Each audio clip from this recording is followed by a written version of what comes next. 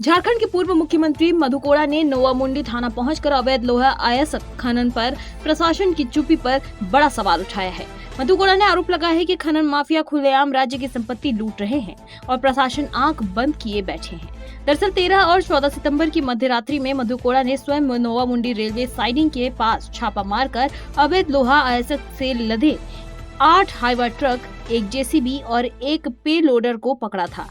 घटनास्थल से कई लोगों को रंगे हाथों भी गिरफ्तार किया गया था, लेकिन अब तक इस पूरे मामले में कोई एफआईआर दर्ज नहीं हुई है। पूर्व मुख्यमंत्री ने कहा कि यह सिर्फ लापरवाही नहीं बल्कि खनन माफियाओं को संरक्षण देने का खुला प्रमाण है। मधु कोड़ा ने बताया कि थाना की ओर से बार बार यह कहा जा रहा है कि माइनिंग विभाग और आरटीओ से रिपोर्ट मंगाई जा रही है, लेकिन पूर्व मुख्यमंत्री ने इसे प्रक्रिया के नाम पर देरी और लीपापोती बताया।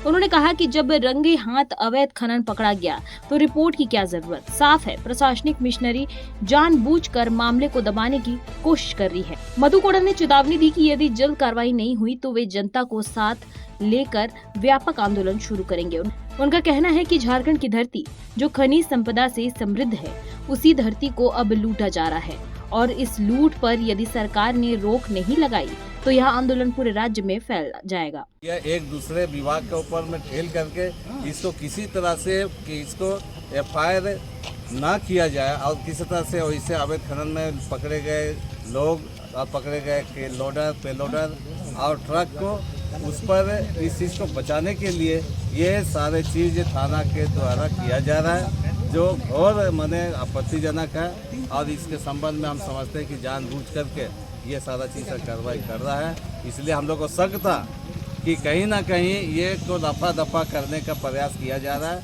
आज हम ये दूसरी बार हम थाना आए हैं ताकि ये देखने के लिए कि गाड़ी वाला जो हमने जब्त करके रात को दिया था वो है कि नहीं है, माल जो पड़ा हुआ था वो माल है कि नहीं है, उस चीज़ को देखा। जिस प्रकार से देखा गया है कि आज सील करने के लिए डीएमओ ऑफिस से माने माइनिंग इंस्पेक्टर आया था, वो भी माने लूरा टाइप का आदमी है, कोई तकनीकी ज्ञान नहीं है, वो केवल ऐसे ही आनंद फनन में सैंपलिंग ले करके भागना चाह रहा था। यहाँ सील होना चाहिए था, उस इसका मटेरियल का सील होना चाहिए था, पदाधिकारी के सामने में होना चाहिए था और ये थानेदार के सामने में ये सील होना चाहिए था, लेकिन वैसे नहीं करके केवल एक छोटा सा झोला में करके उसको ले जा करके ये सैंपल, ताकि बाद में उसको सैंपल को बदला जा सके और ये साबित कर सके कि ये वो माल नहीं है, ये दूसरा माल है या उससे चीज़ को उसमें रखा जाएगा जिससे गाड़ी वाला बच सके। ये केवल एक गाड़ी मालिक का काम नहीं है। इसमें अगर जांच ठीक से हो गया तो बहुत आगे तक, बहुत लोगों तक ये पीछे में जो पर्दे के पीछे में वैसे लोगों का भी नाम आएगा और इस चीज़ को हम लोग इसको छोड़ने वाले नहीं हैं। ये हम लोग उच्च स्तरीय जांच हम लोग इसको कराएंगे। ज़रूरत पड़ा तो सीबीआई से भी जांच इसको खनन अवैध खनन वाला का मामला है जो कांड यहाँ पर नोवामुंडी थाना का अवैध खनन को लेकर के हुआ है, पकड़ा गया, उसके संबंध जांच कराएंगे।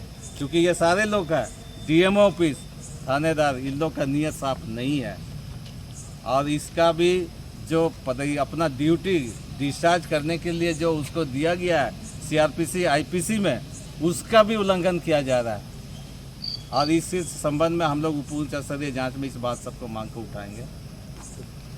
अवैध खनन का यह मामला अब राजनीतिक तूल पकड़ चुका है। एक और राज्य के पूर्व मुख्यमंत्री स्वयं कार्रवाई की मांग कर रहे हैं, वहीं दूसरी ओर प्रशासन मौन है। सवाल साफ है, जब 8 हाईवा ट्रक, जेसीबी और पेलोडर मौके पर पकड़े गए तो फिर कार्रवाई में देरी क्यों? क्या नोवामुंडी में खनन माफिया अब सिस्टम से भी ताकतवर हो गए हैं? झारखंड की धरती खनिज संपदा से भले समृद्ध हो, लेकिन अगर यही संपदा माफियाओं के कब्जे में चल गई तो इसका जिम्मेदार कौन होगा? माफिया या मौन प्रशासन? अब देखने वाली बात होगी कि क्या प्रशासन नींद से जगता है या फिर झारखंड की खनिज संपदा यूं ही माफियाओं के शिकंजे में फंसी रहेगी। आई के अपडेट के लिए बने रहिए मुनादी लाइव के साथ। वीडियो को लाइक करें, कमेंट करें और शेयर के साथ चैनल को सब्सक्राइब करना ना भूलें।